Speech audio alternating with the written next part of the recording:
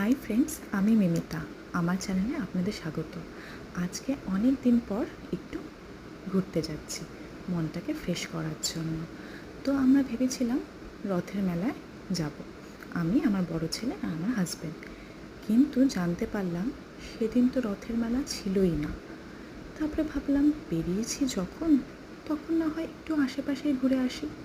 ঠিক তখনই মনে পড়ল যে সেদিন সকালবেলায় আমার হাজব্যান্ডের অনেক বছর ধরে জমানো একটি টাকার ঘট ভেঙে গেছে। তো ভাবলাম সেটাই না হয় নিয়ে আসি। তো এই দোকানে আসলাম, বেশ সুন্দর সুন্দর অনেকগুলো ঘট ছিল। তারপরে সেখান থেকে আমরা চয়েস করলাম, তারপরে এই ঘরটা আমরা নিলাম। তারপরে চলে এলাম আমাদের পাড়ায় একটি ধোসার দোকানে। এখানকার ধোসা কিন্তু বেশ ফেমাস। এই যে নিয়ে নিলাম আমার ধোসা। এইভাবেই একটু ঘোরাঘুরি করে খেয়ে দিয়ে বাড়ি ফিরে গেলাম।